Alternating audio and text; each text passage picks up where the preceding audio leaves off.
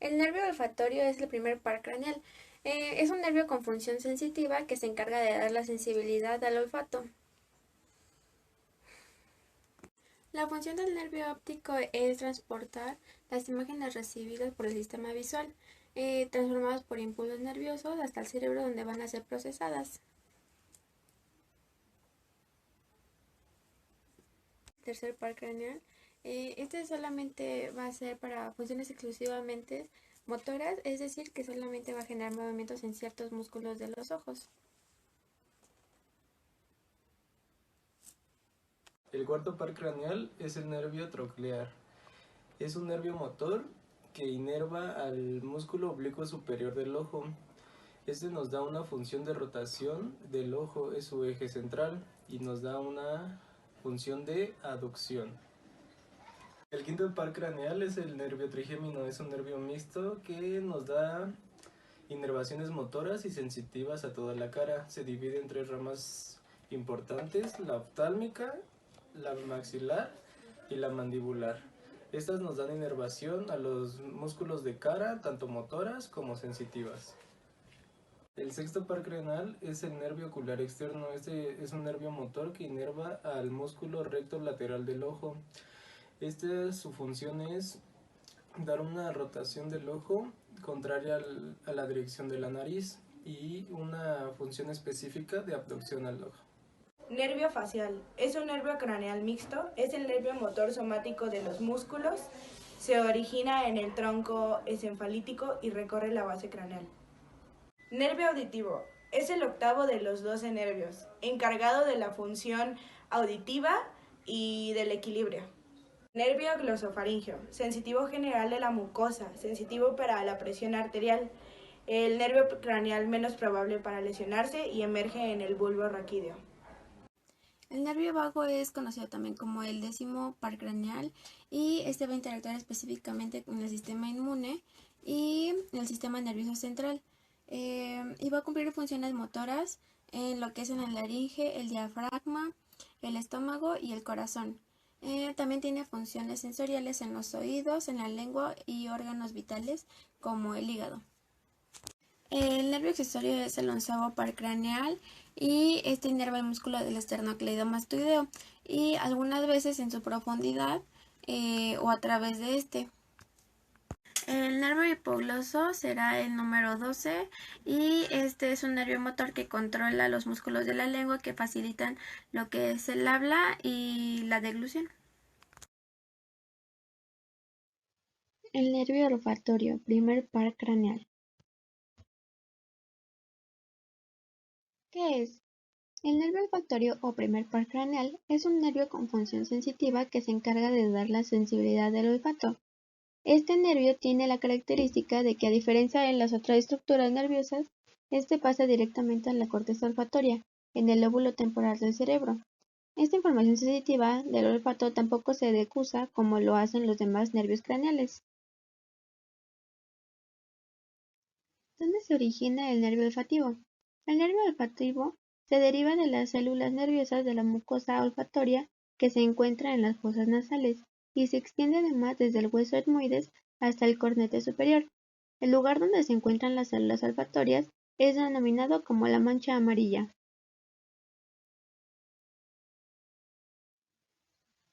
¿Cuál es el recorrido del nervio olfativo? Nacen de las fosas nasales, pasan por el hueso etmoides del cráneo y se desplazan finalmente por el bulbo olfatorio. El bulbo olfatorio recibe los olores y los lleva a los centros superiores para que los reciban y codifiquen.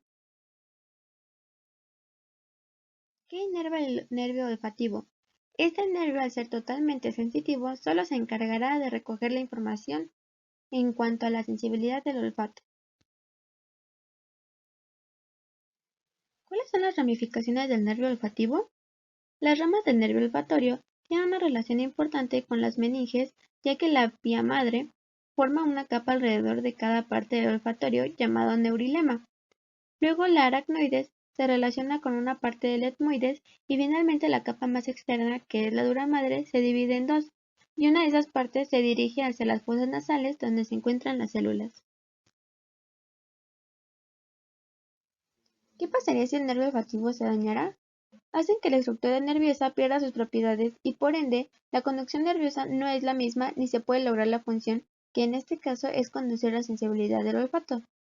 El principal síntoma cuando hay alteración olfatoria es la pérdida de la capacidad de oler o anosmia con acompañamiento en algunos casos de disminución en la sensación del gusto.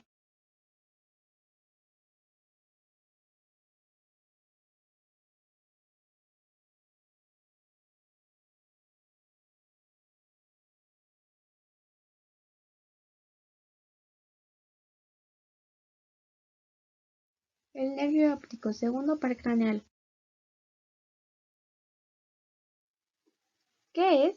Es el segundo de los pares craneales, un tracto de fibras con aproximadamente 1,2 millones de axones, rodeada por vainas meningeas que transportan las sensaciones visuales al sistema nervioso central. Está formado por los axones de las células ganglionares y por la glía. Se desprende del globo ocular 3 milímetros medialmente y 1 milímetro inferiormente al polo posterior del mismo. Se dirige posteriormente, atraviesa la cavidad craneal y termina en un ángulo anterolateral correspondiente al quiasema óptico. Su longitud total es de unos 5 centímetros. Distribución retinotópica de las fibras del nervio óptico. El haz papilomacular, en forma de huso, entra en el sector temporal de la papila y los axones de otras regiones siguen curso arqueado alrededor del haz papilomacular. Las fibras de la retina periférica en la periferia del nervio óptico. Esta distribución determina los patrones específicos del daño, glaucoma, tumores, neuritis, etc. Autorregulación de la vasculatura. Los vasos del nervio óptico comparten con los de la retina las propiedades fisiológicas de la autorregulación. Cuando la arteria central de la retina pasa a través de la lámina caribosa, el grosor de la pared disminuye y se pierde la lámina elástica interna y la capa muscular media se hace incompleta. Las ramas de la arteria retinina en el ojo son por tanto grandes arteriolas. Debido a la autorregulación, el índice del flujo sanguíneo en el nervio óptico no se ve muy afectado por la PIO, mientras que el flujo sanguíneo de la caretes disminuye cuando aumenta la PIO.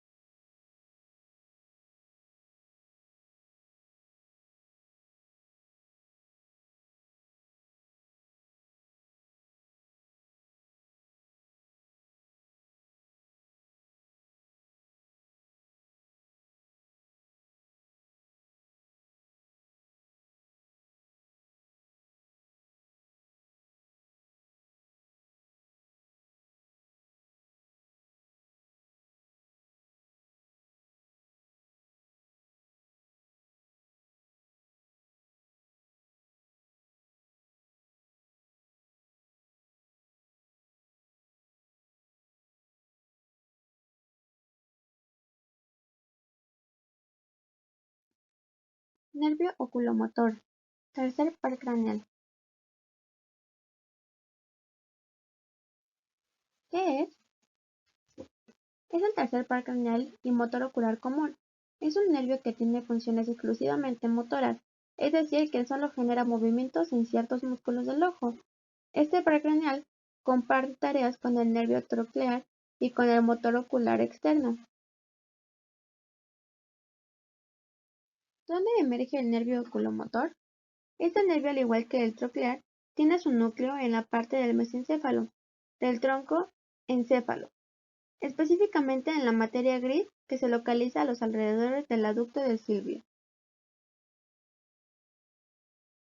¿Dónde se encuentra el nervio oculomotor? Posee su núcleo en la región proximal del tronco encéfalo y luego pasa por encima del hueso esfenoides. Después se introduce en el seno cavernoso y se dirige a la cavidad esfenoidal. ¿Cuáles son las ramas del nervio oculomotor? Es un par craneal que posee dos ramas, que se producen una vez que atraviesa la hendidura esfenoidal. La primera rama es la superior, la cual se cruza con el nervio óptico. Después se divide en dos ramas que se encargan de inervar el músculo recto superior y al elevador del párpado superior. En cuanto a la rama inferior, esta se divide en tres partes. Inervan el músculo recto interno, el oblicuo menor, el ciliar y el esfínter del iris. ¿Para qué sirve el nervio oculomotor? Es un par estrictamente motor, es decir, que solo se encarga de generar movimientos en los ojos a través de sus fibras nerviosas. Además, se encarga de contraer el esfínter de la pupila y el ciliar del cristalino. ¿Qué pasa si se daña el nervio oculomotor? Una lesión que puede afectar a las fibras de este nervio es la parálisis como consecuencia de una lesión en la región del mesencéfalo. Este tipo de parálisis trae como consecuencia la falta de movimiento en los músculos recto oblicuo inferior y el elevador de los párpados, es decir, que la persona presenta dificultad para mover los párpados, aducir, abducir y elevar los ojos.